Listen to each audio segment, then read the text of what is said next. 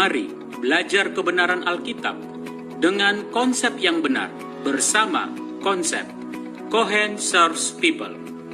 Setiap Senin malam pukul 19.00 WIB, Anda dapat menyaksikan tayangan ini secara live di Facebook dan YouTube kami, Cohen Serves People.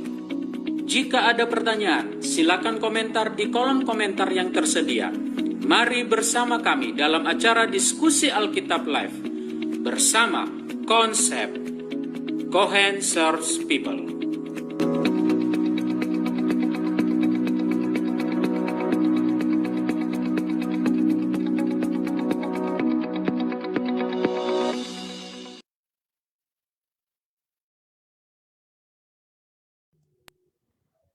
Shalom, selamat malam kepada kita semua. Kita bersyukur pada malam hari ini kita boleh melanjutkan kegiatan diskusi Alkitab kita bersama konsep Cohen Serves People.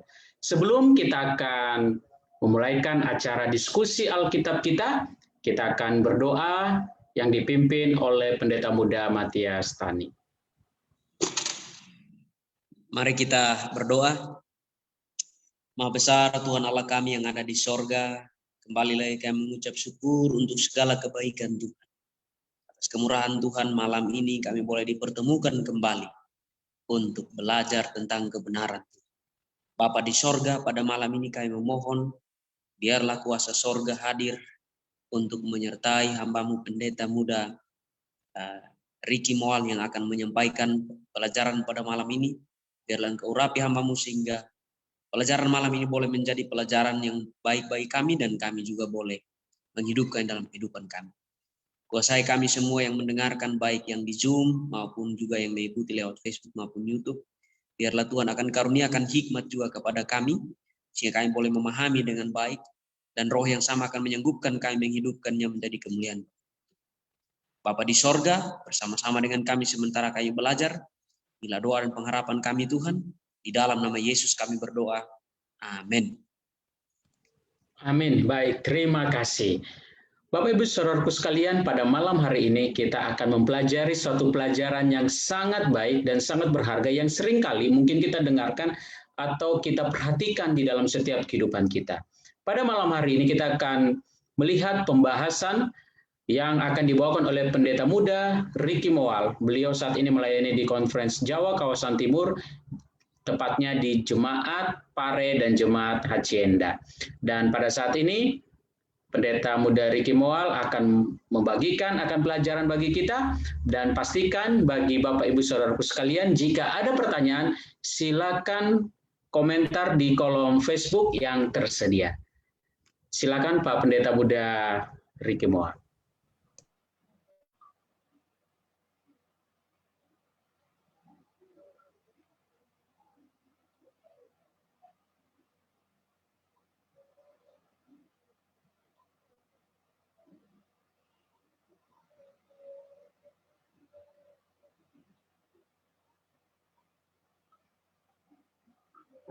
Baik, shalom, salam jumpa kembali kepada sahabat konsep dimanapun berada. Terima kasih sudah meluangkan waktu untuk menyaksikan, untuk belajar bersama-sama pada waktu ini. Dan untuk saudara-saudara yang menyaksikan juga live dari Facebook dan juga mungkin nanti dari YouTube, mudah-mudahan pelajaran malam hari ini boleh jadi berkat dan menguatkan kita semua. Sebelum saya lanjut, apa suara dan slide saya terlihat terdengar baik? Sangat baik, silakan dilanjutkan. Oke, seperti yang kita ketahui, bulan ini kita masuk tema yang baru, yaitu tentang buku Matius. Dan pada malam hari ini kita akan belajar konsep penyembuhan di kitab Matius. Karena sebagian besar cerita tentang mukjizat penyembuhan Yesus ada di dalam buku Matius.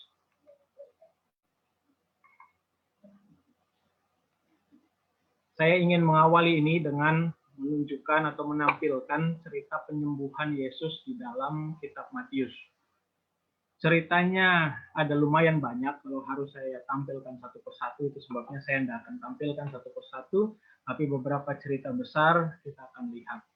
Dan sebelum ke sana, bila mana kita melihat Alkitab bahasa Indonesia, kata sembuh dalam cerita mukjizat Yesus menyembuhkan atau dalam cerita penyembuhan Yesus, kata sembuh yang dalam bahasa Indonesia itu di dalam bahasa aslinya sebenarnya terdiri dari atau punya 3 kata kerja yang berbeda. Dalam bahasa Indonesia sembuh, begitu ya, atau menyembuhkan, disembuhkan. Tapi kalau mana kita lihat dari bahasa Grekanya itu dari 3 kata yang berbeda. Yang pertama adalah therapeuo. Therapeuo ini punya arti to serve, do service, to heal, cure, restore to health. Ya, untuk ada kata melayani di sana, digunakan untuk melayani dan juga menyembuhkan, memulihkan. Lalu yang kedua adalah iaomai, to cure juga, heal, menyembuhkan. Tapi iaomai ini juga digunakan dalam arti to make whole, sembuh secara utuh, ya. Penjelasannya adalah membebaskan orang dari kesalahan dan dosa dan membawa kepada keselamatan. Jadi ini yang merupakan sedikit perbedaan dari kata therapeuo. Lalu yang ketiga digunakan kata kerja sozo yang artinya to save, keep safe and sound, atau juga to rescue from danger or destruction. Jadi menyelamatkan dari keadaan yang berbahaya atau bahkan dari kehancuran. Inilah kata kerja yang digunakan. Itu sebabnya berikutnya saya akan menunjukkan kemunculannya berdasarkan 3 kata kerja yang berbeda ini. Therapeuo, iaomai, dan sozo. Yang pertama yaitu therapeuo. Cerita muncul pertama di Matius pasal yang keempat. Mulai ayat 23 sampai 24. Yesus pun berkeliling di seluruh Galilea, ia mengajar di rumah-rumah ibadat dan memberitakan Injil Kerajaan Allah serta melenyapkan segala penyakit dan kelemahan di antara bangsa itu. Bapak Ibu Saudara, sahabat konsep, dari sini kita sudah bisa melihat bahwa bahkan dalam buku Matius pasal yang keempat, ini cerita yang pertama, satu paket ya, Yesus mengajar, dia beritakan Injil dan juga menyembuhkan penyakit dan kelemahan. Dan ayat 24 kita tahu, tersiarlah berita tentang dia seluruh Syria, dibawanya lah semua orang buruk keadaannya, menderita bagai penyakit sengsara, sakit ayan dan yang lumpuh, Yesus menyembuhkan mereka. Lalu Matius 8, mulai ayat yang kelima sampai 13 ceritanya. Ada seorang perwira yang hambanya sakit, lumpuh dan sangat menderita. Lalu dia minta supaya Yesus menyembuhkan. Dan Yesus berkata, aku akan datang. Tapi dia bilang, Tuhan, aku tidak layak menerima Tuhan. Katakan saja sepatah kata, maka hambaku itu akan sembuh. Singkat cerita, ini juga menarik. Karena kalimat aku berkata kepadamu sesungguhnya iman sebesar ini tidak pernah kujumpai pada seorang pun di antara orang Israel. Dan kalimat iman sebesar ini tidak banyak Yesus keluarkan. Lalu cerita berikutnya mulai ayat 14 sampai 17. Ini di rumah Petrus ketika ibu mertua Petrus sakit karena demam. Lalu di situ juga menjelang malam dibawa orang yang kerasukan setan. Dan dengan sepatah kata Yesus usir roh itu dan menyembuhkan orang-orang yang menderita sakit. Dan Matius mencatat satu poin yang baik juga. Kenapa Yesus lakukan itu? Itu terjadi supaya genap firman Tuhan yang disampaikan oleh Nabi Yesaya. Dia yang memikul kelemahan kita dan menanggung beban kita. Lalu cerita berikut ada di Matius 9 dan 10. Kita tahu cerita Yesus berkeliling kota dan desa, ia mengajar di rumah-rumah ibadat. Lagi Matius menyampaikan bahwa Yesus mengajar, beritakan Injil dan juga melenyapkan segala penyakit dan kelemahan. Dan Yesus juga sampaikan kepada murid-muridnya, pergi juga dan beritakanlah kerajaan sorga sudah dekat dan juga sembuhkan orang sakit. Lalu cerita berikut di Matius pasal yang ke-12. Di sini ada cerita tentang menyembuhkan di hari Sabat. Bolehkah menyembuhkan orang pada hari Sabat? Lalu kita semua tahu ceritanya. Yesus bawa cerita, kalau ada yang punya domba jatuh, diambil. Tapi kalau orang sakit, masa nggak disembuhkan? Kira-kira begitu ceritanya. Dan Yesus berkata kepada orang itu, ulurkan tanganmu, dan akhirnya pulih dan menjadi sehat, seperti tangan yang lain. Dan ini juga menarik, karena Yesus mengatakan, ia dengan keras melarang mereka untuk memberitahukan siapa dia. Jadi setelah lakukan penyembuhan ini, dia juga menyembuhkan banyak orang sana. Yesus bilang, jangan beritahukan siapa dia. Lalu berikutnya, di ayat 22 dan 23. Yesus menyembuhkan seorang yang kerasukan setan. Dia buta dan bisu, ya. Dan Matius juga mencatat hal yang menarik. Orang takjub lalu mulai berkata, ini agaknya anak Daud. Ya. Lalu Matius pasal 14. Ini cerita juga tentang Yesus menyembuhkan. Singkat cerita, ini banyak orang ya waktu itu ya. Lalu Yesus setelah menyembuhkan, nggak mau biarkan mereka pulang dengan kelaparan. Yesus kasih makan mereka. Inilah cerita juga tentang 5.000 orang. Lalu di Matius pasal 17, ini ada cerita juga yang menarik karena ketika anak ini dibawa kepada murid-murid nggak sembuh. Lalu akhirnya dibawa kepada Yesus. Yesus bilang, hai angkatan yang tidak percaya, berapa lama lagi aku harus tinggal di antara kamu? Dan singkat cerita, Yesus menegur dia dan keluarlah setan itu daripadanya dan anak itu pun sembuh. Lalu Matius pasal ke-19. Orang banyak berbondong-bondong dan Yesus menyembuhkan mereka di sana. Ini cerita berikutnya Matius 21 tentang Yesus di bait suci ya. Kita tahu apa yang Yesus lakukan di bait suci. Dia marah ya. Dan tidak cuma marah, ternyata kita juga mencatat bahwa Yesus juga menyembuhkan orang di dalam peristiwa itu. Dan Matius mencatat hal yang menarik di ayat 15. Orang mengatakan, Hosana bagi anak Daud. Tadi yang pertama, agaknya ini anak Daud. Ya mungkin masih ragu, agaknya ini anak Daud. Tapi di peristiwa ini Matius menuliskan dengan jelas, Hosana bagi anak Daud. Ya kita menunjukkan bagaimana orang mulai semakin percaya melihat siapa Yesus ini. Itu kata kerja yang pertama, terapueo, dan sekarang iaomai. Iaomai muncul tidak sebanyak terapueo. Matius 8 ayat 5 sampai 17. Ini cerita yang tadi. Tapi dalam cerita ini menjadi menarik karena dua kata kerja yang berbeda muncul di cerita yang sama. Perwira ini berkata, Tuhan, hambaku terbaring di rumah sakit, di rumah karena sakit lumpuh dan ia sangat menderita. Lalu Yesus berkata kepadanya, aku akan datang menyembuhkannya. Jadi yang mau disembuhkan ini tidak ikut pergi, tetapi perwira ini yang datang. Lalu Yesus bilang, aku akan datang menyembuhkannya. Dalam kata kerja bahasa Grekanya, aku akan datang terapueo. Lalu cerita ayat 8 menunjukkan, Tuhan, aku tidak layak menerima Tuhan di dalam rumahku. Katakan saja sepatah kata, maka hambaku itu akan sembuh. Iaomai. Lalu ayat 10, singkat cerita. Yesus mendengar hal itu, heranlah ia. Yesus berkata, sesungguhnya iman sebesar ini tidak pernah aku jumpai pada seorang pun di antara orang Israel. Lalu ayat 13. Pulanglah dan jadilah kepadamu seperti yang kau percaya. Maka pada saat itu juga sembuhlah Iaomai, hambanya dari perwira ini. Tidak perlu datang atau bertemu dengan yang sakit atau mungkin melakukan kontak, melakukan treatment, nggak perlu datang dekat, tapi dari jauh. Dan yang diminta adalah iaomai, dan itu terjadi. Dan lagi Yesus berkata, iman sebesar yang tidak pernah aku jumpa. Lalu cerita yang berikutnya adalah di Matius pasal yang ke-9. Maka dibawa oranglah kepada seorang lumpuh yang terbaring tempat tidurnya. Percayalah, hai anakku, dosamu sudah diampuni. Dari sini kita melihat kesembuhan Yesus. Kesembuhan yang Yesus lakukan berkaitan dengan dosa yang juga diampuni. Yesus berkata bahwa di dunia ini anak manusia berkuasa mengampuni dosa. Dan ayat 8 menunjukkan, maka orang banyak yang melihat hal itu takut lalu memuliakan nama Tuhan. Jadi ketika Yesus melakukan mukjizat, nama Tuhan yang dipuji dan dimuliakan. Matius pasal yang ke-13. Ini juga Yesus sampaikan. Bagaimana Yesus menyembuhkan mereka ya. Ini kalimat di buku Yesaya yang juga jadi ayat tema konsep ya. Matius pasal 15. Datanglah seorang perempuan Kanaan. Dia berseru, kasihanilah aku ya Tuhan, anak Daud. Karena anakku perempuan kerasukan setan dan sangat menderita. Singkat cerita Bapak Ibu Saudara,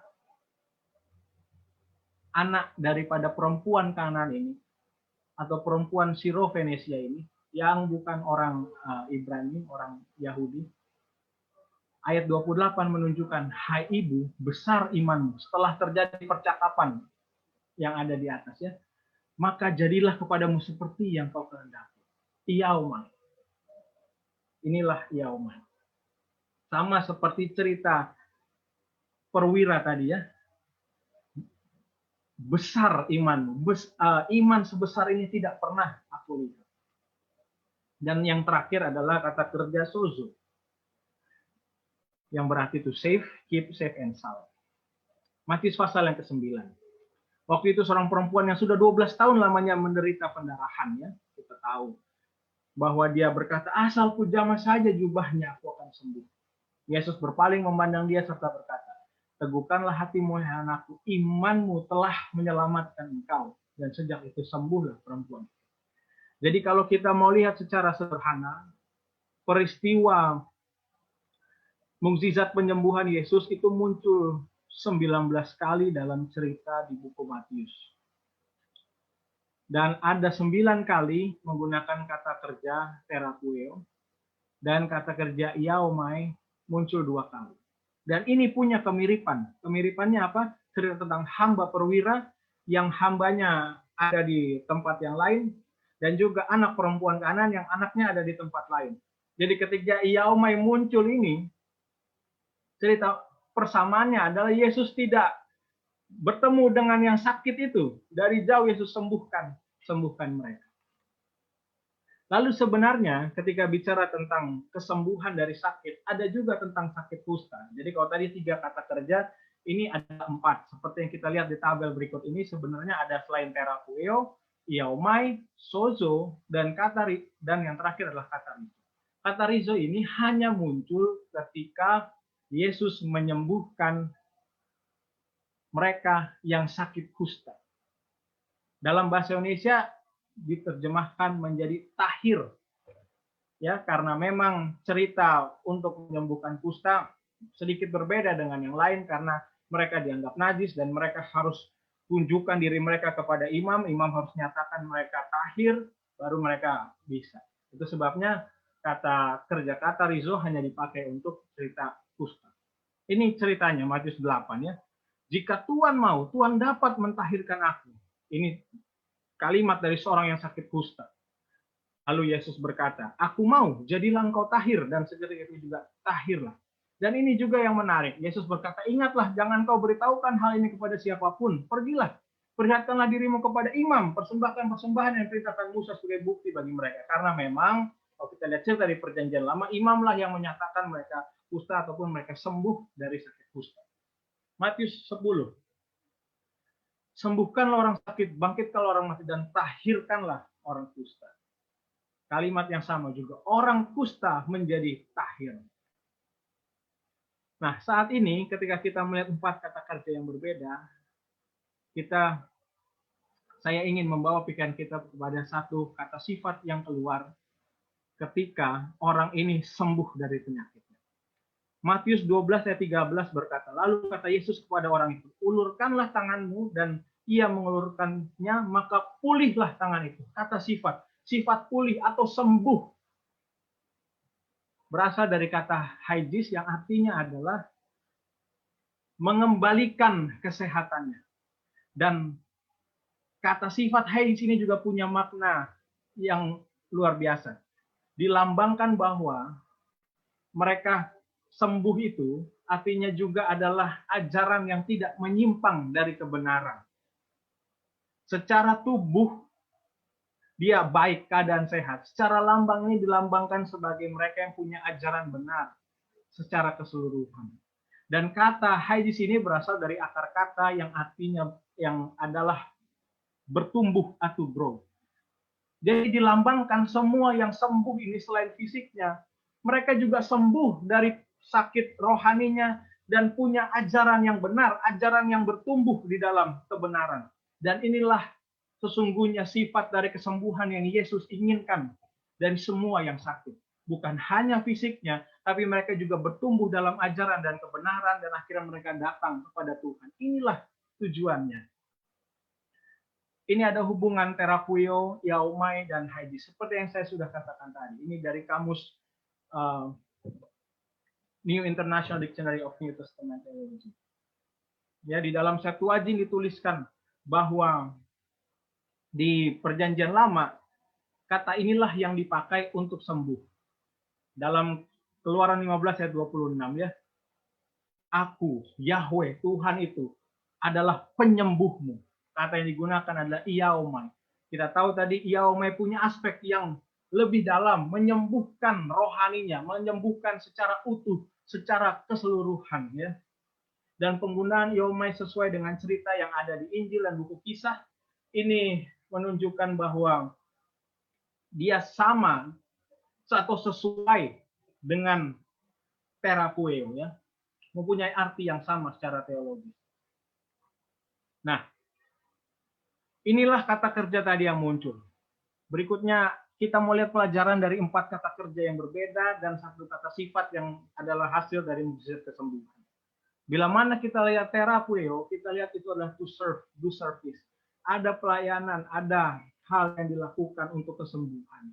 Lalu iaomai, untuk menyembuhkan secara utuh, membebaskan dari kesalahan dan dosa, membawa kepada keselamatan. Dan sozo adalah menjaga tetap aman, menyelamatkan dari bahaya dan kehancuran. Dan kata rizo yang digunakan untuk penyembuhan kusta berarti menjadikan bersih, menjadi tahir. Dan haijis, kata sifat yang tadi kita sudah bahas adalah diharapkan sembuh juga secara rohani. Dia punya ajaran yang tidak menyimpang, ajaran yang benar kepada Tuhan. Pelajaran dari 4 kata kerja berbeda dan 1 kata sifat. Bila mana kita mau gabungkan semua kata ini menunjukkan hubungan kesembuhan fisik dan rohani yang saling berkaitan. Dari kata kerja yang berbeda dan kata sifat kesembuhannya, ini menunjukkan hubungan kesembuhan fisik dan rohani itu saling berkaitan.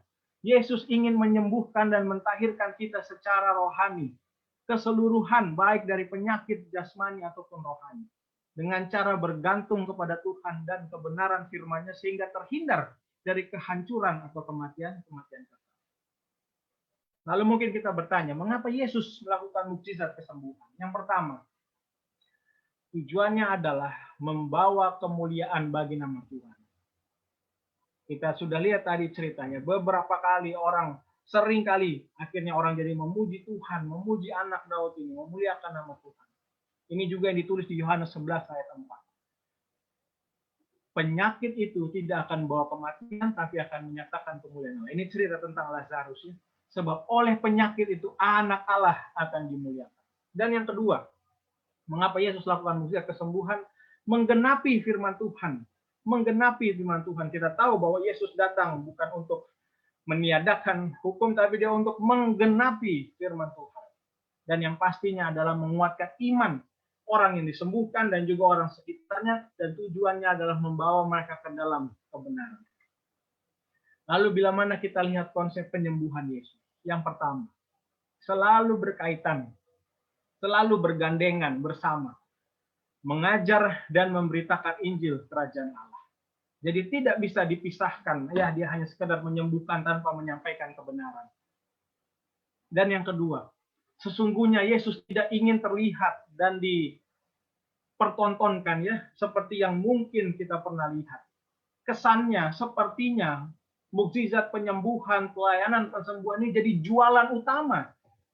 Padahal kita tahu yang utama bukan lihat mukjizatnya, tapi yang utama adalah bagaimana kita bersandar dalam kebenaran firman Tuhan.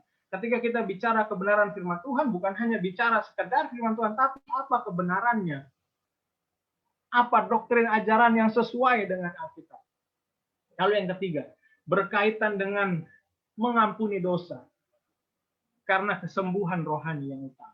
Dan yang berikut adalah tindakan iman dari yang sakit. Mereka harus percaya kepada Tuhan, harus percaya Yesus mampu menyembuhkan.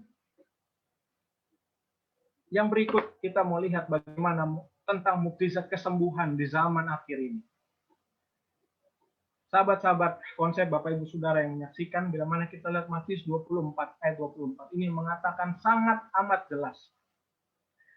Mesias palsu, nabi-nabi palsu akan muncul dan mereka akan mengadakan tanda-tanda yang dahsyat dan mukjizat-mukjizat. Apa tujuannya? sekiranya mungkin mereka menyesatkan orang pilihan. Jadi bagaimana cara menyesatkan orang pilihan? Bagaimana caranya menyesatkan orang yang mau percaya kepada Tuhan, yang percaya kepada Yesus adalah dengan mengadakan tanda-tanda yang dahsyat dan mujizat-mujizat. Matius 7 ayat 21-23 juga menuliskan, bukan setiap orang yang berseru kepadaku Tuhan, Tuhan akan masuk ke dalam kerajaan sorga. Tapi mari kita perhatikan apa yang Yesus sampaikan ini. Yang masuk surga yang selamat adalah mereka yang melakukan kehendak Bapakku yang di sorga. Dan Yesus lanjutkan kalimatnya, pada hari terakhir, banyak orang akan berseru kepadaku, Tuhan, Tuhan, bukankah kami bernubuat demi namamu, mengusir setan demi namamu, mengadakan banyak mukjizat demi namamu juga? Tapi apa jawabnya? Pada waktu itulah aku akan berterus terang kepada mereka dan berkata, aku tidak pernah mengenal kamu.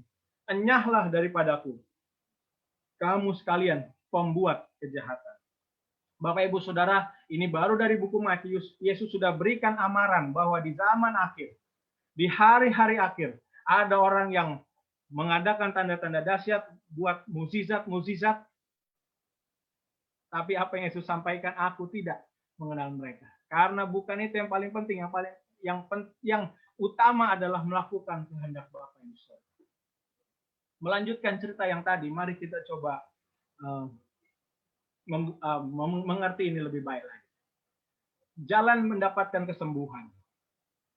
Yang pertama lewat jalan alami, ya, dari obat-obatan alami, non medis lah. Mungkin dari orang-orang tua kita, pengalaman, itu satu. Yang kedua dari medis. Ini pendidikan formal, ya dokter kita sekarang, kesehatan, perawat. Bapak Ibu, saya mau cerita ini sedikit. Ilmu pengetahuan itu berkembang. Kita tahu perkembangan kesehatan itu baru tahun 1800-an sampai 1900-an kita punya teknologi. Dulu bila mana kita bicara TBC, kalau orang Advent kita belajar sejarah gereja, kita ingat betul banyak misionaris gereja kita yang dulu mati karena TBC. Lalu kusta, cacar, polio, dulu adalah penyakit yang sangat mematikan, sangat menyeramkan. Rasanya tidak ada obatnya. Tapi sekarang kita tahu bagaimana TBC ada obatnya. Kusta ada obatnya. Saya bukan bilang yang sudah putus lalu bisa lagi, tapi ada obatnya. Bahkan ada rumah sakit khususnya. Cacar, polio, kita sudah ada vaksinnya. Sangat berbeda situasinya dengan zaman dulu, apalagi di zaman Yesus. Lalu juga dikombinasi, ya, ada yang alami, ada yang medis. Dan kalau semuanya itu sembuh, itu juga mukjizat dari Tuhan, karena hanya kebaikan kemurahan Tuhan. Lalu ada juga tanpa medis dan tanpa alami. Ini juga mukjizat, karena kalau bisa sembuh, ini juga mukjizat. Semuanya kalau sembuh, mukjizat dari Tuhan. Jadi kita perlu memahami ini sehingga kita mengerti bagaimana mukjizat di zaman Yesus dan di zaman kita saat ini. Inilah jalan mendapatkan kesembuhan. Dan semuanya ini adalah mukjizat. Ini kebaikan dan kemurahan Tuhan.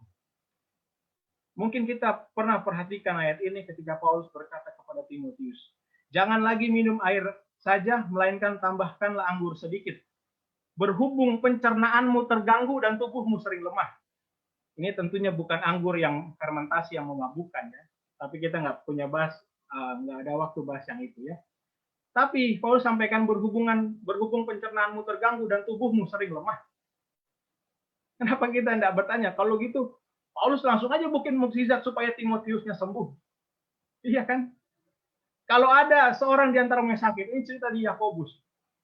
Apa yang dikatakan, baiklah yang manggil para penatua jemaat supaya mereka mendoakan dia serta mengolesnya dengan minyak. Inilah yang kita lakukan kalau ada peminyakannya bagi mereka yang sakit. Doa yang lahir dari iman menyelamatkan orang itu dan Tuhan akan bangunkan dia. Dan jika ia telah berbuat dosa, saudara, ini lagi ditekankan. Persis seperti konsep yang kita dapatkan dari Yesus tadi.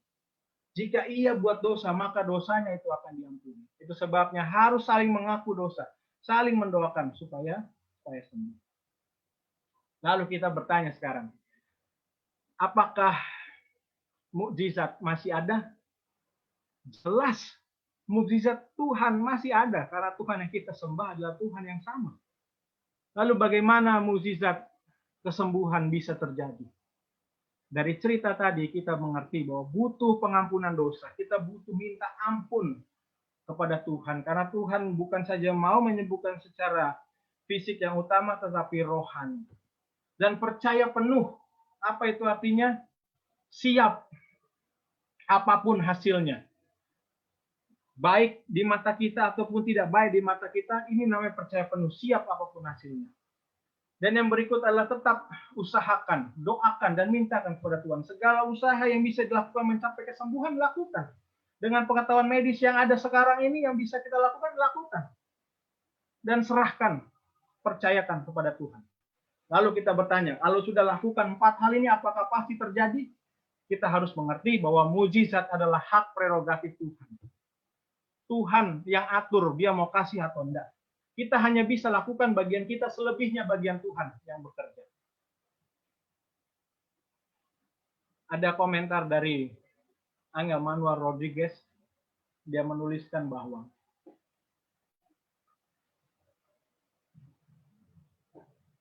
pusat dari kesembuhan yang Yesus lakukan adalah untuk memvalidasi, menyatakan kembali misi ilahi, ya, dan otentiknya pekerjaan daripada Yesus. The gift was permanent among God's people. Pemberian ini permanen, ya. Tapi Tuhan yang pilih bagaimana memanifestasikannya, menyatakannya dengan cara yang berkuasa. Ini terjadi di momen-momen krisis ketika Tuhan telah menyatakannya bahwa dia aktif dalam pelayanannya kepada orang-orang untuk kembali memvalidasi pekerjaannya dan menolong, membantu mereka yang dalam keraguan. Our safety is not in miracles and healings, but in the teachings of Scripture. Keselamatan kita, keamanan kita bukan berdasarkan mukjizat dan penyembuhan, tapi kita tahu keselamatan kita berdasarkan kebenaran firman Tuhan. Iman timbul dari pendengaran, pendengaran akan firman Tuhan. Dan hamba Tuhan dalam buku Ministry of Healing juga menuliskan, sebelum mereka yang sakit fisik dapat disembuhkan, Kristus harus membawakan pemulihan dalam pikiran dan membersihkan jiwa mereka dari dosa. Ada hari ini ribuan yang menderita karena penyakit fisik, seperti orang yang lumpuh itu. Mereka rindu pekabaran, yaitu dosamu sudah diampuni. Beban dosa dengan segala beban beratnya dan ketidakpuasannya adalah dasar daripada segala penyakit. Bapak Ibu Saudara, kita harus mengerti juga bahwa kematian bukan akhir dari segalanya. Jika tidak sembuh ataupun sembuh dari sakit, itu tetap sementara. Kenapa? Karena walaupun Tuhan izinkan orang ini sembuh dari sakit, toh mereka akan mati juga sebagai manusia. Sebagai manusia kita akan mati juga.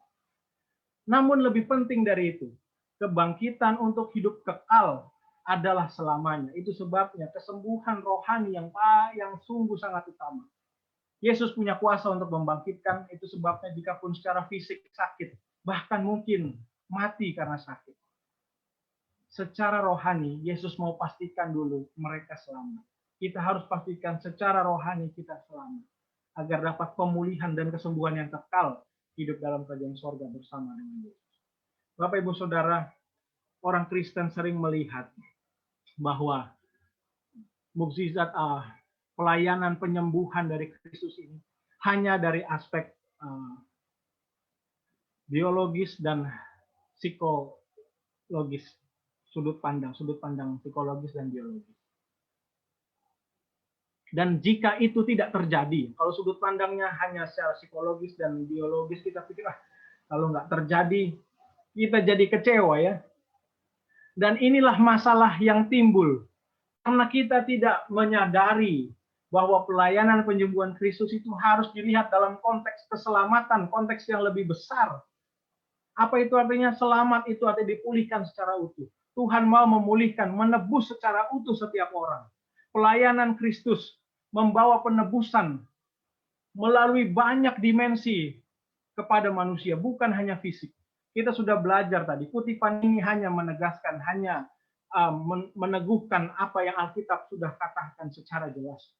Keselamatan Tuhan itu mencakup aspek sosioekonomi, spiritual, bahkan politik, fisik, emosional dalam dimensi kehidupan manusia. Dan itu yang Yesus mau lakukan, memberikan kesembuhan menyeluruh dan utama adalah kesembuhan rohani. Mudah-mudahan materi ini boleh memberkati kita, boleh membuka wawasan kita agar kita selalu dekat dan berserah bergantung kepada Tuhan. Terima kasih.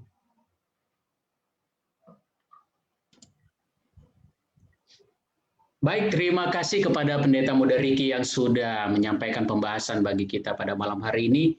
Bagi saudaraku sekalian, mungkin ada pertanyaan ataupun nanti ada tambahan untuk kita diskusikan, saya persilakan. Dan bagi saudara sekalian yang menyaksikan di tayangan di Facebook, jika ada pertanyaan silakan ketik di kolom komentar yang tersedia. Dan bagi saudara sekalian yang mungkin akan menyaksikan tayangan ini di YouTube, saudara juga bisa menyampaikan pertanyaan-pertanyaan tersebut, walaupun nanti secara delay di YouTube masuknya, tetapi kami akan jawab secara pribadi. Baik, saat ini ada pertanyaan yang masuk. Baik, ada pertanyaan yang masuk. Mengapa kadangkala Yesus melarang memberitahukan kepada orang lain bila mana seorang itu disembuhkan, tapi kadang-kadang tidak dilarang. Nah, ini jadi waktu Yesus bikin mukjizat, ada yang Yesus larang tidak boleh kasih tahu ke orang lain, tapi ada yang tidak dilarang. Ini bagaimana ini dengan hal ini, Pendeta Riki? Terima kasih pertanyaannya Pak Utauruk. Pertanyaan yang baik, ini boleh jadi pembahasan kita. Bila mana kita lihat cerita Yesus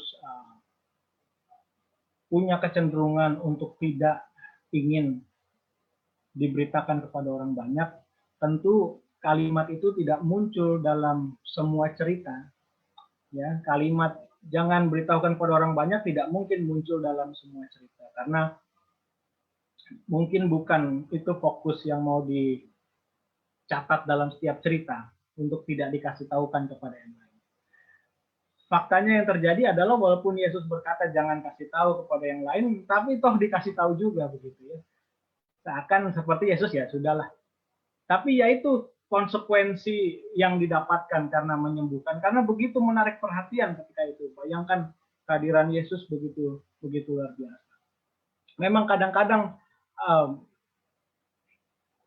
tidak dilarang bukan berarti dibiarkan sengaja begitu. Itu cerita Alkitabnya memang begitu. Dan karena itulah akhirnya banyak orang datang kepada Yesus. Jadi tidak selalu kita melihat Yesus harus larang, tetapi apa yang saya sampaikan tadi, ada beberapa peristiwa yang Yesus memang larang. Nah, ini jadi pelajaran rohani bagi kita, seakan-akan seolah menunjukkan sebenarnya Yesus bukan mau seperti buat pertunjukan kesembuhan begitu, Pak. Ya, itu yang poin pentingnya yang saya pikir kita perlu mengerti, bahwa tujuan Yesus bukan mau tampil, mau tunjukkan wah saya punya kemampuan seperti itu. Ya. Itu yang sedikit saya bisa jawab. Mudah-mudahan membantu. Baik, terima kasih kepada Pendeta Riki yang sudah menyampaikan. Sebelum nanti akan juga ditanggapi oleh teman-teman yang lain maupun juga Pendeta Pardosi, saat ini ada satu pertanyaan lagi untuk menyambung itu. Bagaimana dengan penyembuhan-penyembuhan KKR yang saat ini seringkali kita saksikan?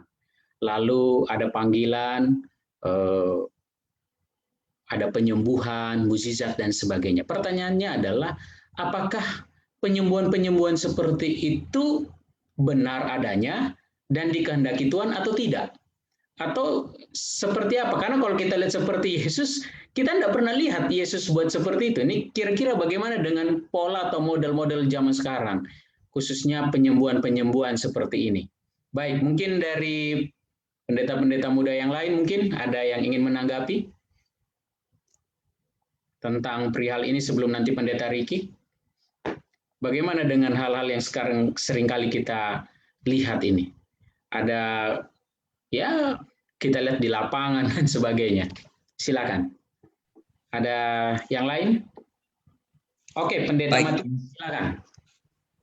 Oke, baik. Ya, jadi terima kasih kepada Pendeta Riki yang sudah menyampaikan materi. Jadi pelajaran pada malam ini juga menarik dan ada pelajaran penting bagi kita ya. Hati-hati ketika kita menggunakan mujizat untuk membangun popularitas diri ya.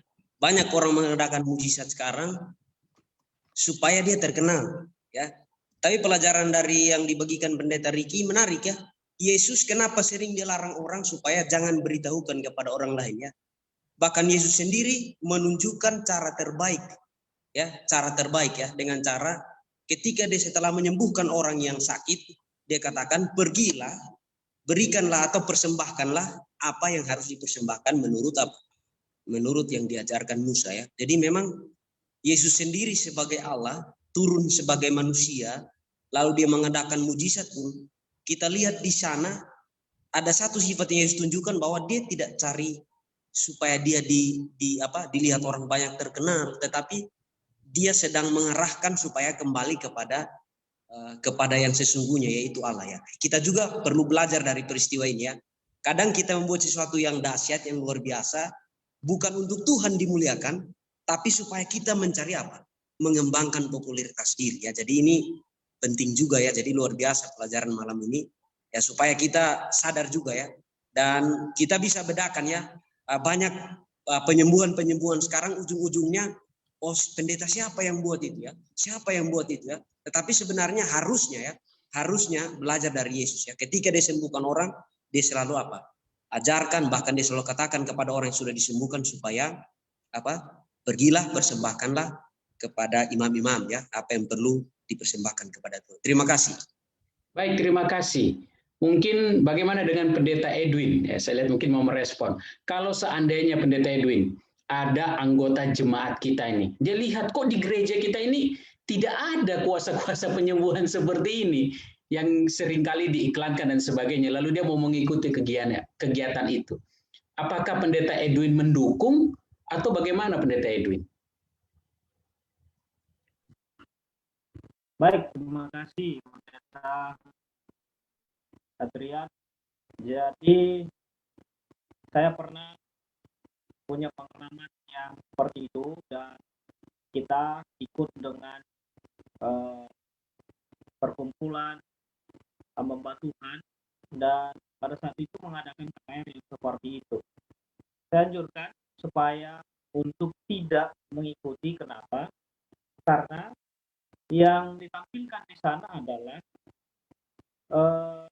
bukanlah mujizat yang kita bahas seperti yang kita pelajari pada malam hari ini, bahwa perkembangannya itu mereka hanya mengatakan tadi Pendeta Matius mengatakan, saya kutip, membanggakan diri atau melakukan sesuatu untuk menonjolkan diri, bukan Tuhannya yang ditonjolkan. Jadi kalau saya berpendapat bahwa saya akan larang dan saya akan jelaskan kepada anggota jemaat bahwa mujizat yang sesungguhnya itu adalah perubahan diri dari dosa kepada apa? Kepada kebenaran dan kemuliaan bagi nama Tuhan. Itu sebenarnya mujizat yang terbesar dalam kehidupan kita. Bukanlah kesembuhan dan bukan yang lain, tapi perubahan diri dari dosa kepada kebenaran. Terima kasih. Baik, terima kasih Pendeta Edwin yang sudah menanggapi. Saya akan beralih ke Pendeta Pardosi. Tadi ada pertanyaan yang masuk mengatakan bahwa kenapa waktu mukjizat Yesus lakukan mukjizat itu, ada mukjizat yang Yesus suruh mereka ceritakan, tapi ada yang mukjizat yang Yesus tidak katakan untuk supaya diceritakan atau dilarang, jangan ceritakan ke siapa-siapa. Dan bagaimana juga dengan pola zaman sekarang, kuasa-kuasa penyembuhan, iklan di mana-mana, KKR itu, apakah itu juga Tuhan kehendaki dan benar-benar itu yang Tuhan mau atau bagaimana kira-kira Pak Pendeta? Silakan Pendeta Pardosi.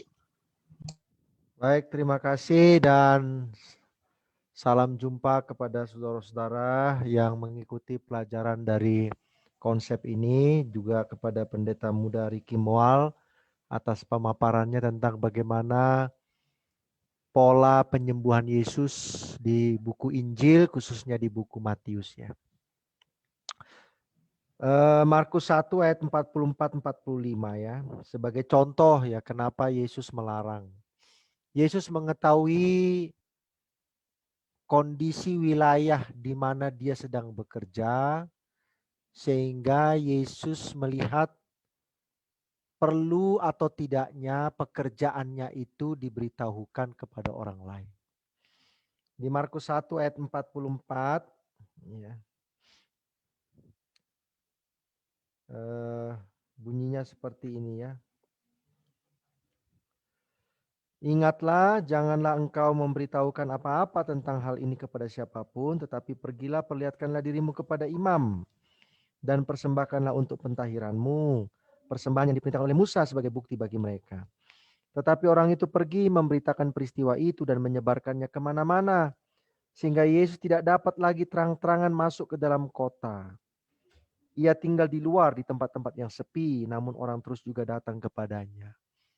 Dari 2 ayat yang saya baca itu, mengapa Yesus melarang orang yang disembuhkan itu menyebarkan kemana-mana? Oleh karena itu dapat membuat kegaduhan. Nah, kalau sudah terjadi kegaduhan, berkerumun orang begitu banyak, apa yang terjadi? Kemungkinan hanya 2. 1, mereka mengharapkan disembuhkan tanpa ada iman. Yang kedua, ketika mereka tidak disembuhkan, maka menjadi kecewa. Sehingga Yesus itu dipaksa harus menyembuhkan semua. Pokoknya siapa yang datang harus disembuhkan. Mau dia percaya atau enggak, pokoknya harus disembuhkan. Lalu kalau Yesus sembuhkan sebagian, sembuhkan yang lain tidak di dalam satu event yang sama, bukankah itu akan menimbulkan kegaduhan? Ya, contohnya, ada 100 orang yang datang. Tapi Yesus tahu yang 100 orang itu hanya 10 yang punya iman. 90 lagi enggak. Kira-kira gimana 10 sembuh, 90 enggak sembuh? Kira-kira gimana? Dan tidak mungkin Yesus menyembuhkan semua. Ya, bukan tidak bisa, tapi tidak mungkin disembuhkan semua. Karena di sini dituntut tadi seperti materi yang disampaikan itu dituntut sebuah keyakinan. Keyakinan kepada kuasa Yesus atau keyakinan kepada siapakah Yesus itu. Ya. Tapi di tempat yang lain Yesus katakan, beritahukan ini kepada orang lain, kepada keluargamu. Ya. Karena dia mau ikut Yesus malah disuruh pulang. Ya, masih ingat itu ada peristiwa Yesus sembuhkan orang, dia mau ikut Yesus tapi Yesus bilang, "Enggak, kamu pulang aja, beritakan ke saudara-saudaramu, ke kampungmu." Ya. Jadi Yesus tahu di mana lokasi yang kalau itu dibuka maka menghambat. Yesus tahu di mana lokasi kalau itu dibuka justru itu akan membawa kemudahan bagi pekerjaannya. Ya. Bagaimana dengan penyembuhan di zaman modern? Tadi sudah dikatakan oleh materi yang disampaikan itu ya.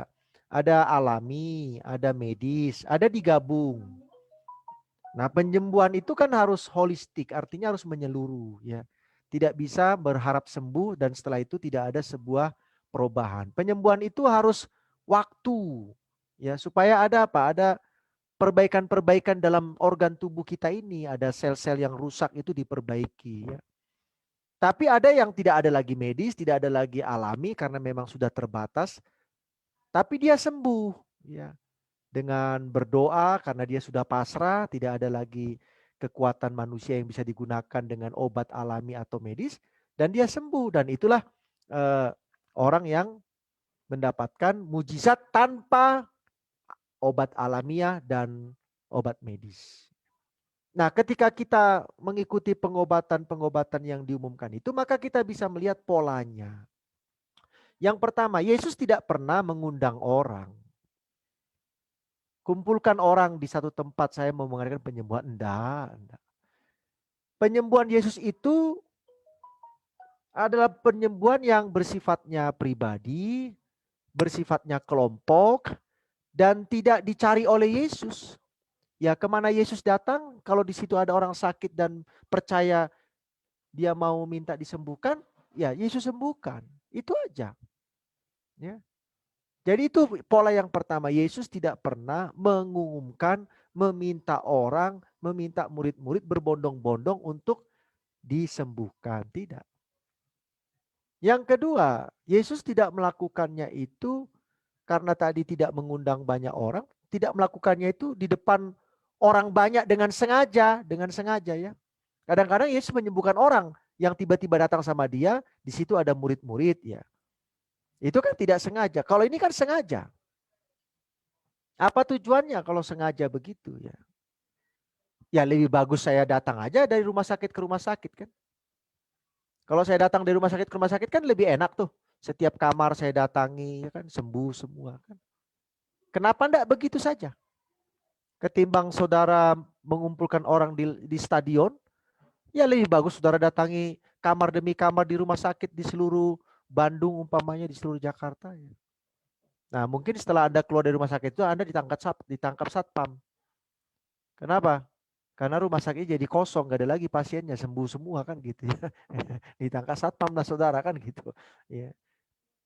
Jadi itu kan polanya begitu ya. Polanya begitu. Oke. Jadi bukan tiba-tiba sembuh begitu, tapi harus ada sebuah kerinduan untuk merubah perilaku, merubah sikap. Karena penyakit itu kan karena ada yang tidak sempurna dalam hidup kita ini. Entah kita sengaja atau tidak sengaja. Kan penyakit itu kan begitu. Sengaja itu ya berarti saudara makan pola hidup yang tidak benar. Tidak sengaja itu ya mungkin karena udara ya. Karena ada racun di makanan yang kita makan. Ya itu kan tidak sengaja. Nah itu semua pemulihannya harus apa? Harus alamiah. Alamiah itu artinya mengikuti waktu gitu. Tidak dalam 2 detik sembuh gitu. Nanti terlalu enak saudara kalau sakit 2 detik sembuh, sakit 2 detik sembuh. Akhirnya yang terjadi bukan pertobatan, tapi justru keenakan hidup dalam apa? Dalam pelanggaran. Karena 2 detik, 3 detik sembuh Tuhan buat. Terima kasih. Baik, terima kasih atas tanggapan dari hamba-hamba Tuhan dan juga Pendeta Pardosi. Saat ini kita langsung saja ke pertanyaan selanjutnya. Ada pertanyaan dari Zoom yang masuk. Tadi disinggung di dalam pembahasan bahwa syarat mutlak untuk suatu kesembuhan adalah iman. Tapi bagaimana dengan orang yang berdoa bagi orang yang sakit, tapi orang itu tidak beriman. Jadi yang berimannya saya, tapi saya doakan orang yang tidak beriman pada Yesus. Bagaimana? Apakah bisa juga mendapatkan kesembuhan? Lalu dilanjutkan dengan pertanyaan yang kedua, ada dari saudara kita yang ada di Facebook. Selamat malam saudara Woldi yang sudah bersama dengan kami dan menyampaikan pertanyaan. Pertanyaannya adalah bagaimana caranya kita mengetahui bahwa penyembuhan itu datang dari Tuhan atau dari kuasa kegelapan? Baik, silakan Pendeta Riki untuk menanggapi akan pertanyaan ini. Terima kasih pertanyaannya yang pertama ya. Bagaimana kasusnya kalau kita berdoa untuk orang yang tidak beriman? Mungkin maksudnya tidak punya iman yang sama seperti kita, iman kepada Yesus. Apakah akan disembuhkan? Nah, kalimat akan disembuhkannya ini juga berlaku bagaimana orang ini percaya atau Tuhan atau enggak. Jadi saya nggak bisa jawab apakah akan disembuhkan. Karena itu pertama wewenang Tuhan ya, mau disembuhkan atau enggak. Jangankan yang tidak beriman. Yang beriman pun tetap wewenang Tuhan. Jadi kita sudah baca bahwa itulah hak prerogatif Tuhan. Lalu bagaimana doa untuk mereka yang tidak beriman? Kan tadi syaratnya harus percaya. Dari cerita penyembuhan Yesus di buku Matius, percayanya ada, saya kalau mau buat ada 2 bagian. Pertama, apakah kita percaya Yesus Tuhan Mesias, atau kita percaya Yesus mampu menyembuhkannya. Ya, gitu. Otomatis semua orang nggak bisa langsung percaya di yang pertama, yang percaya Yesus adalah Tuhan, Tuhan kita begitu, Yesus Mesias. Tapi yang kedua, apakah kita atau mereka percaya Yesus mampu menyembuhkan? Nah, ini yang perlu kita juga sampaikan ketika berdoa. Jadi itu sebabnya bagi kita, terlebih kita pendeta ya, saya pikir teman-teman juga pernah berdoa untuk mereka yang non Kristen mungkin ya. Ya kita sampaikan saja, saya berdoa kepada Yesus, saya berharap ibu percaya bahwa Yesus bisa menyembuhkan. Karena tujuannya kita mau lihat gambaran yang lebih besar. Tujuan kita bukan hanya mau dia sembuh secara fisiknya, tapi kita mau dia juga melihat siapa yang menyembuhkan. Baru nanti kita tuntun ke level yang satu tadi, bahwa Yesuslah Tuhan, Yesuslah Mesias, kita bisa masuk kasih pelajaran yang lebih dalam. Itu tanggapan untuk pertanyaan yang pertama, mudah-mudahan itu boleh menjawab. Lalu yang kedua, bagaimana kita membedakan apakah mukjizat ini berasal dari Tuhan atau tidak. Bapak Ibu Saudara, prinsipnya seperti yang tadi sudah disampaikan. Kita tahu bahwa hanya Tuhan yang berkuasa, kita percaya bahwa hanya Tuhan yang memberikan kesembuhan secara utuh. Nah, tadi saya cerita tentang bagaimana Matius 7 mulai 21 sampai 23, yaitu tentang mereka yang berseru Tuhan, Tuhan lakukan tanda-tanda yang dahsyat mengusir setan, tapi Tuhan berkata, aku tidak kenal kamu. Di ayat 20 didahului dengan kalimat, dari buahnya lah kamu akan mengenal mereka. Dari buahnya kita mengenal mereka. Tapi sebelum ke sana, kita juga harus ingat tadi ya, prinsipnya jalan mendapatkan kesembuhan. Kita saat ini sedang bicara yang mukjizat ya. Karena jalan mendapatkan kesembuhan kan tadi ada dari alami, medis, ada dari yang non formal, dari yang formal, dokter segala macam. Tapi saat ini kita sedang bicara yang mukjizat dulu. Dari mana kita tahu itu berasal dari Tuhan? Yang pertama, orangnya siapa itu kan? Begitu. Dia percaya nggak kepada Tuhan Yesus Kristus yang kita sembah? Karena kan pertanyaannya kita tahu nggak? Saya ini sebagai orang Kristen yang menyembuhkan saya, percaya nggak kepada Tuhan? Ini ketika bicara mukjizat. Lalu buahnya mereka sesuai nggak dengan apa yang firman Tuhan sampaikan? Nah, saya pikir itu sudah jadi prinsip mendasar bagaimana kita membedakan. Tentunya lain kalau kita bicara tentang pengobatan alami ya. Itu nanti lain lagi ceritanya. Tapi ini karena pertanyaannya tentang yang mukjizat. Mudah-mudahan boleh membantu menjawab pendeta. Baik, silakan Pendeta Jimmy mungkin mau menanggapi.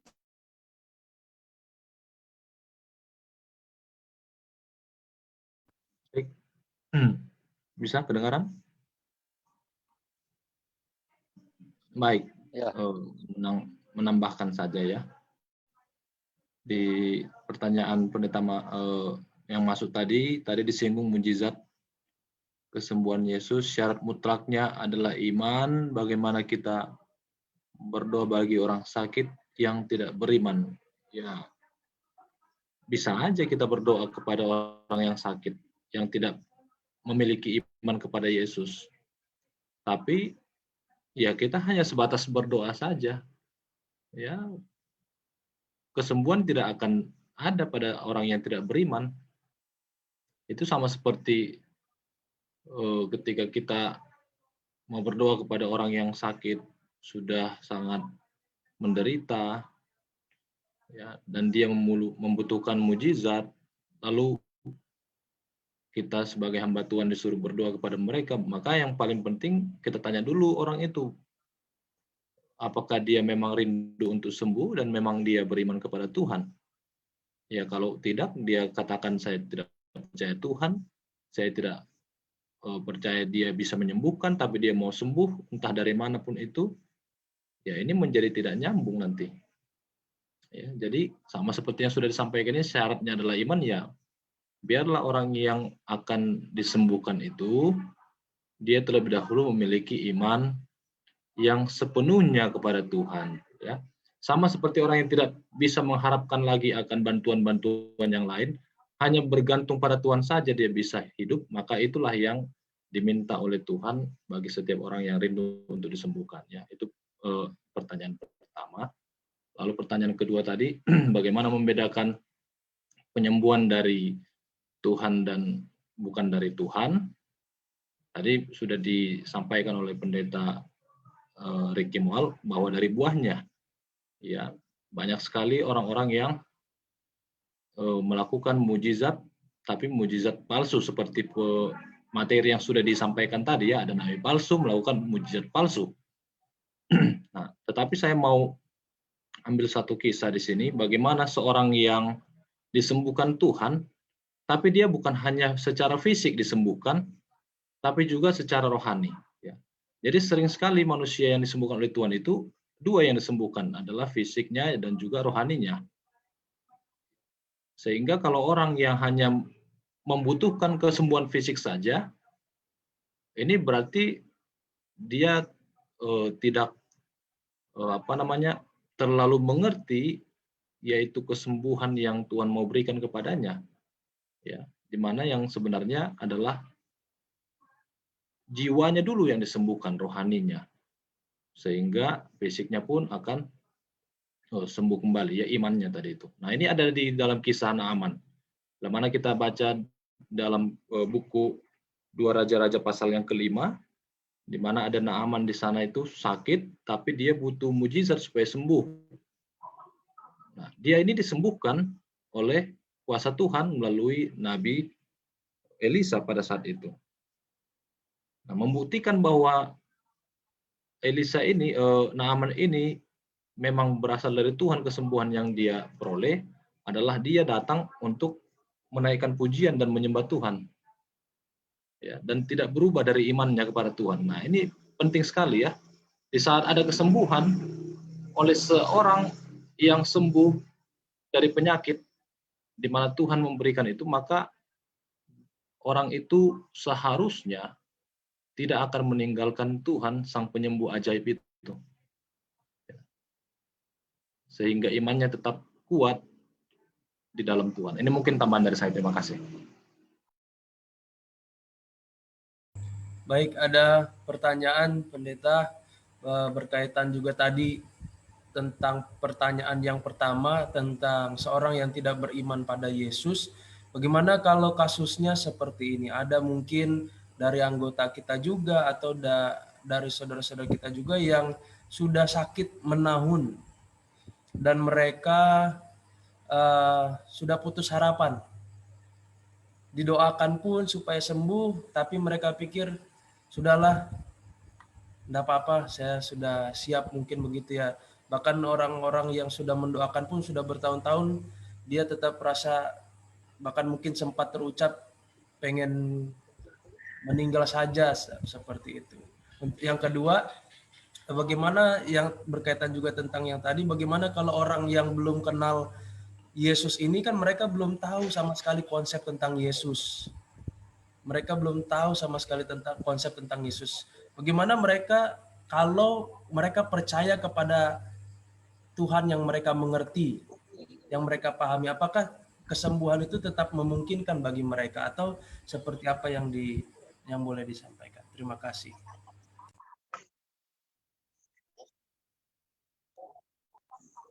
Baik, saya coba jawab yang pertama tadi. Terima kasih pertanyaannya. Dari pertanyaannya itu menunjukkan dia sudah pasrah tadi ya. Mungkin selain pasrah juga udah capek kali ya gitu ya. Nah, itu membuktikan dia pasrah atau capek secara fisik, betul nggak? Akhirnya dia bilang, sudahlah, sampai tadi pendeta Jaya bilang, ya sudah, lebih baik mati. Ini dia pasrah secara fisik. Dari cerita Yesus tadi, dari cerita Yesus menyembuhkan tadi, kita lihat ada aspek lain selain fisik gitu ya. Tuhan mau menyembuhkan rohaninya. Jadi sekiranya fisiknya tidak mungkin sembuh, bukan berarti sudahlah, udah nggak mungkin lagi kita berdoa dia sembuh. Kan begitu ya, kayaknya dalam mata kita udah nggak mungkin sembuh nih orang. Lalu kita nggak mau berdoa. Kita juga salah percayanya berarti. Karena kita mau sembuh dia itu bukan cuma fisiknya, tapi lebih penting adalah rohaninya. Ini yang pelajaran dari Yesus menyembuhkan, ajaran kepada kita. Bagaimana sembuh secara rohani. Kalaupun dia pasrah secara fisik, oke lah, kayaknya udah nggak mungkin sembuh. Kita bawa aspek rohaninya. Biarkan dia maksud saya bukan biarkan dia sakit. Walaupun dia sakit, dia tahu dia punya kesempatan untuk sembuh secara rohani. Supaya sekiranya pun mungkin nggak pulih dan meninggal, biarlah mereka meninggal di dalam rohani yang sehat, yang siap untuk hidup kekal, dibangkitkan ketika Tuhan datang yang kedua. Lalu yang kedua tadi, bagaimana yang tidak percaya ya? Seperti saya bilang tadi, apakah mungkin Yesus menyembuhkan? Ya, mungkin saja.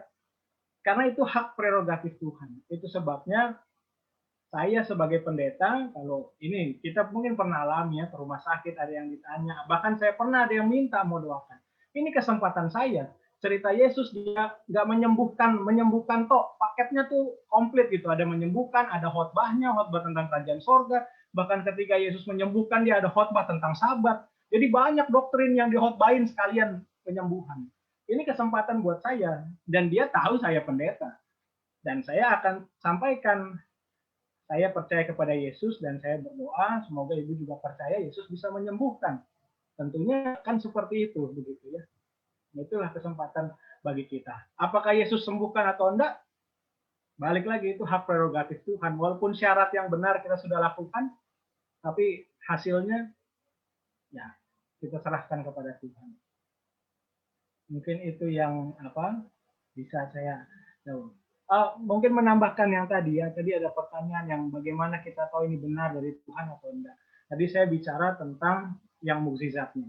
Tapi bagaimana penyembuhan yang lain yang mungkin bukan dari orang yang percaya Yesus, bukan orang percaya kebenaran bahkan.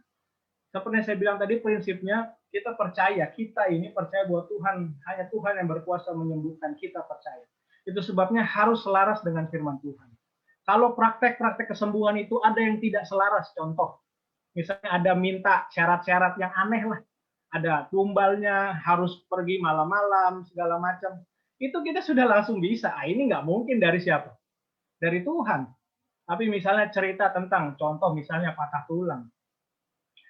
Itu yang saya bilang tadi, itu kan dari pengalaman, dari orang tuanya, bagaimana pijit urat segala macam. Tapi kalau pijit urat lalu dia bilang, Pak, ini ada air, tolong diminum jam 12 malam. Wah, kita sudah bisa bedakan, ini nggak mungkin dari Tuhan. Begitu. Ya, mudah-mudahan boleh melengkapi jawaban yang tadi. Terima kasih. Baik, terima kasih untuk tanggapannya. Saat ini kita akan mendengar tanggapan dari Pendeta Pardosi tentang pertanyaan-pertanyaan yang masuk tadi. Baik, kami persilakan Pendeta Pardosi. Ya, baik, terima kasih ya. Jadi karena pertanyaannya panjang-panjang jadi susah kita mengingatnya ya. Jadi saya singkatkan sajalah begini ya. Kalau saya tidak percaya kepada orang yang saya sedang mintai tolong, kira-kira bagaimana gitu ya? Ya berarti saya juga nggak akan datang sama orang itu. Orang saya nggak percaya sama dia bahwa dia bisa nolong saya. Ya. Makanya kita harus apa? Percaya. Ya mungkin kepercayaannya orang itu ya tidak seperti saudara yang mau mendoakan karena dia belum belajar, belum kenal. Tapi kalau saudara katakan bahwa saya mau berdoa kepada Tuhan saya supaya jika Tuhan saya berkenan Bapak sembuh, ya, lalu dia bilang, ya boleh saja Pak Pendeta. Itu kan sebuah kabar baik. Kalau dia katakan, oh enggak usah doakan saya kepada Tuhanmu, ya gimana kita mau mintanya gitu. Ya paling kita berdoa dalam hati, Tuhan bicaralah ke dalam hatinya supaya dia mau untuk didoakan. Baik, yang kedua, dalam penyembuhan itu kan, sering kita itu menjadi apa? Menjadi pengatur hidup ini gitu. Kalau berdoa nggak sembuh-sembuh terus mati, wah berarti orang ini nggak ada mujizatnya ini. Tapi kalau didoakan sembuh, terus berarti kan nggak ada yang mati-mati dong sampai kapanpun. Oh ya maunya itu umur 80 tahun lah kalau mau mati gitu. Jadi kalau didoakan umur 80 tahun nggak sembuh ya udah memang wajar lah mati. Gitu. Tapi ada nanti didoakan 80 tahun matinya mengenaskan. Kita bilang lagi, ini kurang bagus ini masa matinya mengenaskan begini. Jadi akhirnya kita itu sebagai apa? Sebagai penentu yang terbaik gitu. Seseorang itu wajib disembuhkan atau tidak. Seseorang itu sudah nggak pantas lagi disembuhkan atau tidak. Jadi seperti kita seolah-olah apanya? Penentunya gitu. Padahal manusia itu tadi katakan pemateri kita itu ujung-ujungnya mati gitu. Tinggal tunggu gilirannya aja, cepat, agak lambat. Ya. Dan entah umur kita pendek, sedang atau panjang, itu sebenarnya adalah ada maksud Tuhan. Yang panjang itu maksud Tuhan berarti panjang dengan saudara. Yang pendek itu berarti ya Tuhan punya maksud hanya sampai di umur segitu dengan kita. Ya. Udah itu aja kita menyikapinya. Jadi kalau semua yang sakit harus disembuhkan, terus berarti kan nggak akan ada yang mati sampai Yesus datang. Ya. Kalau kita berharap nanti yang mati itu haruslah 80 gitu. Sebelum itu harus sembuh terus. Jangan-jangan nanti saudara dan saya sudah sesak di dunia ini walaupun sampai 80 tahun umur seseorang itu. Ya. Jadi Tuhan yang tahu jika ini disembuhkan bagaimana. Ya, Hizkia itu kan memaksa diri untuk disembuhkan. Setelah disembuhkan malah jadi susah hidupnya. Ya. Karena apa? Justru dia tidak memperkenalkan Tuhannya kepada orang Babylon. Yang diperkenalkan malah hartanya. Kan jadi susah dia. Harusnya hidup keimanannya itu berakhir dengan baik, tapi justru hidup keimanannya tidak berakhir dengan baik. Walaupun dia masih dikategorikan raja yang benar. Ya. Jadi kalau kita ngotot memaksa Tuhan menyembuhkan kita, hati-hati saudara-saudara. Boleh saja Tuhan sembuhkan saudara, tapi mungkin akhirnya tidak akan happy ending. Yang ketiga, jangan sampai pasrah atau hilang harapan selama saudara masih bernapas. Ya. Kalau saudara sudah hilang harapan, ya kesembuhan dari mana lagi saudara harapkan? Karena yang terakhir itu adalah harapan. Dokter menyerah, pengobatan alamiah menyerah, lalu saudara pun ikut-ikutan menyerah, berarti kita tidak punya Tuhan dong. Ya untuk apa Pak Pendeta, tohnya juga mati? Ya emang semua orang mati. Tinggal kita ini diberikan akal budi, hikmat, harapan. Kalau akal budi manusia sudah tidak mampu, ya harapanlah terakhir. Nah masalah nanti sembuh atau tidak, ya sudah kita berharap saja sama Tuhan. Ya, karena kesembuhan itu adalah hak dari Tuhan. Kalau kita meyakini seperti itu. Ya. Terima kasih banyak. Baik, terima kasih. Saat ini karena sudah waktu juga, mungkin di antara di ruang Zoom ini ada yang ingin menyampaikan tambahan atau pertanyaan, saya persilakan sebelum nanti Pendeta Riki dan juga Pendeta Pardusi akan memberikan closing statement. Baik, Pendeta Dwi silakan. Ya, tadi sempat dipertanyakan atau disampaikan mengenai ada orang yang menganggap bahwa di gereja kita tidak ada mujizat persembuhan. Mujizat kesembuhan selalu ada di dalam gereja kita, di gereja Advent. Ya, ada banyak sekali orang yang ketika didoakan dia sembuh.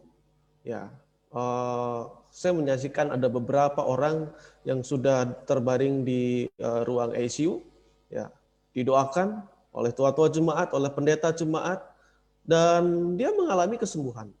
Ya, sekarang masih hidup. Yang orang pikir pada saat itu sudah sempat, memang sudah sempat mati, dinyatakan oleh dokter sempat hilang dalam waktu beberapa saat, tapi dia sembuh.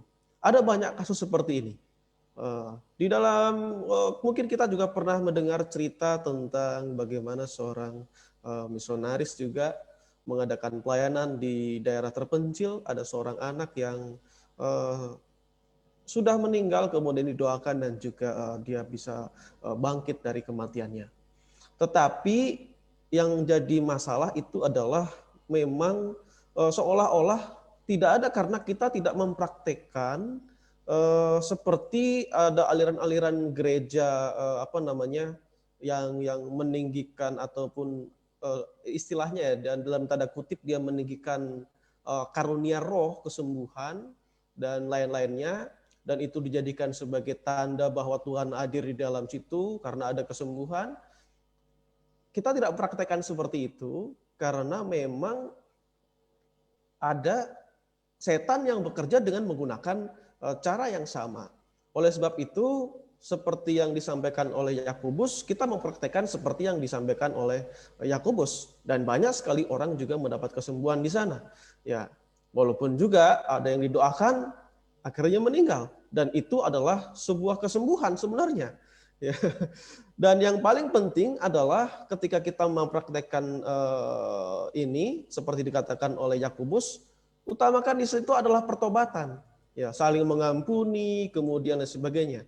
Ketika kita mendoakan orang yang kena kanker karena dia merokok, kena kanker paru-paru, otomatis harus diimbangi dengan memberikan pengertian, pendidikan bahwa harus berhenti merokok.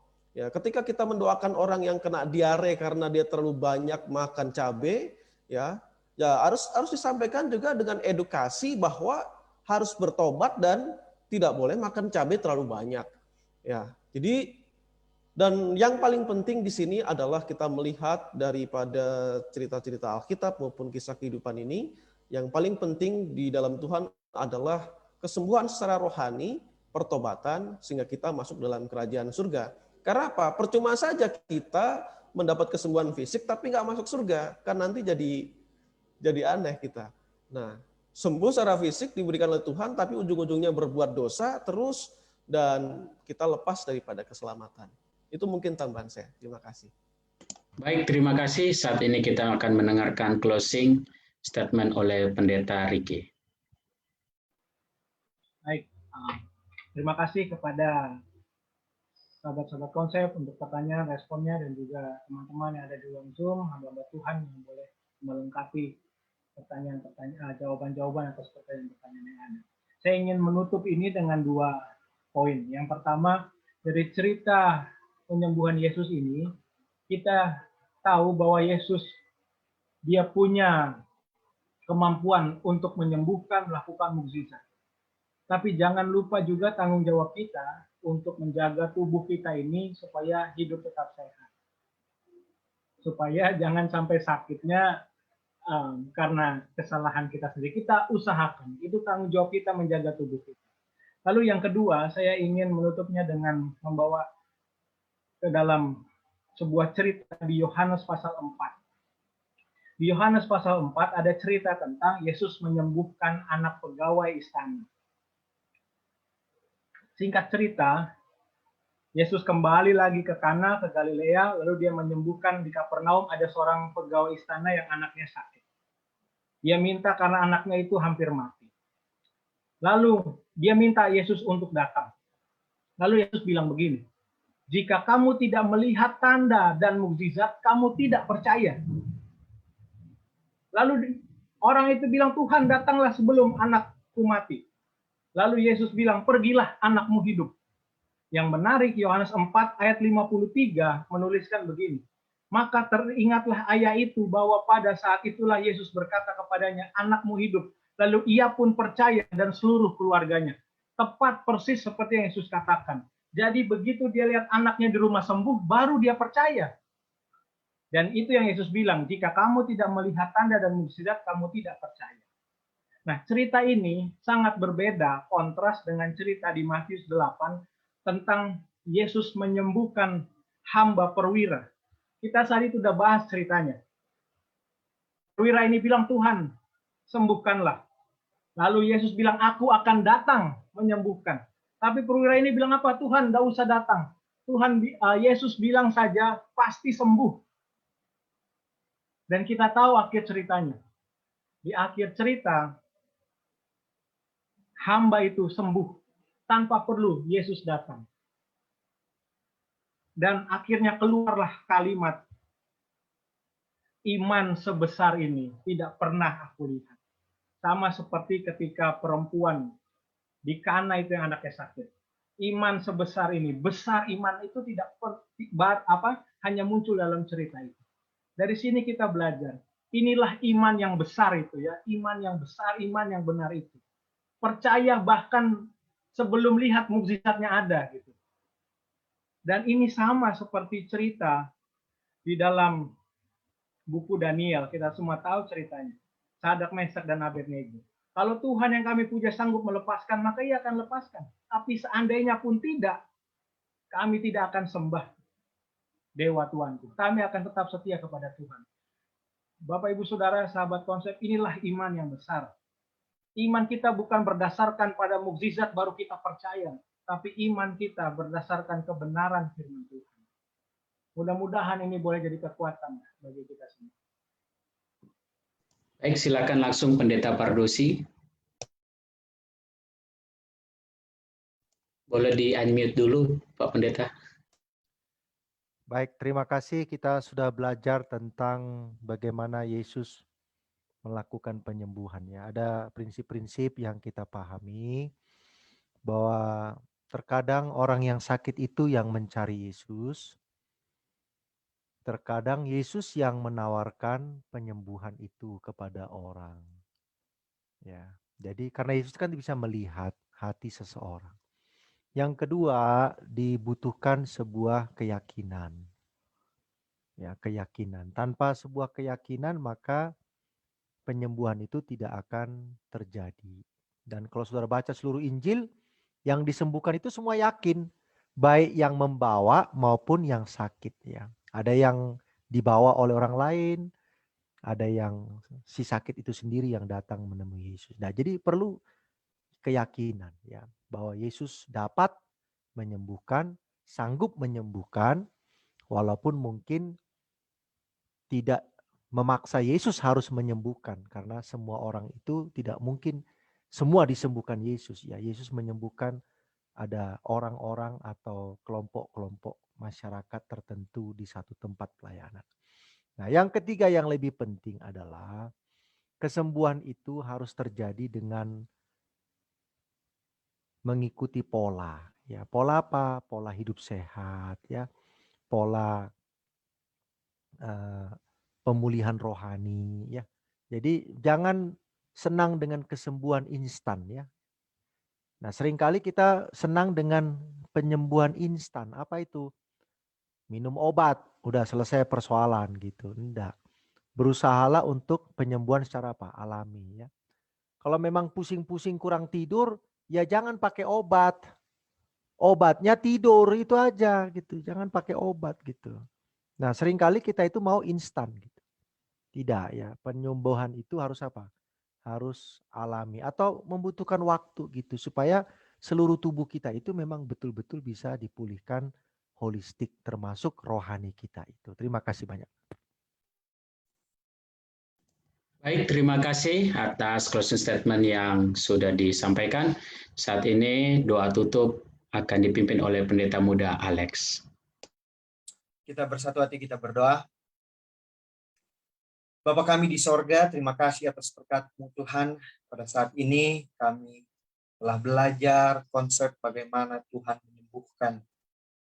Kami boleh berharap hanya kepada Tuhan, tetapi biarlah kesembuhan yang datangnya kepada kami yang sebagai ciptaan ini. Hak daripada Tuhan ketika kami boleh disembuhkan. Kalaupun tidak disembuhkan, biarlah itu semua kehendak Tuhan. Karena bagi kami, ketika kami boleh berharap kepada Tuhan, maka Tuhan tahu yang terbaik bagi kami.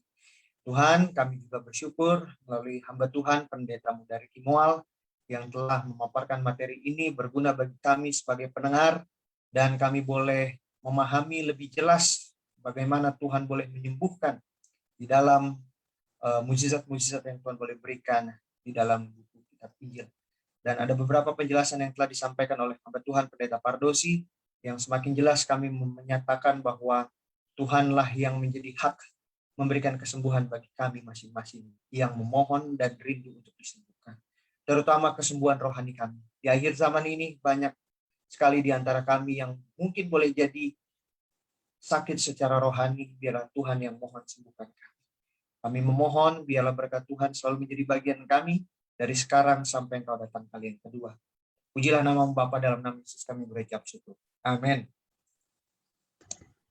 Baik, terima kasih.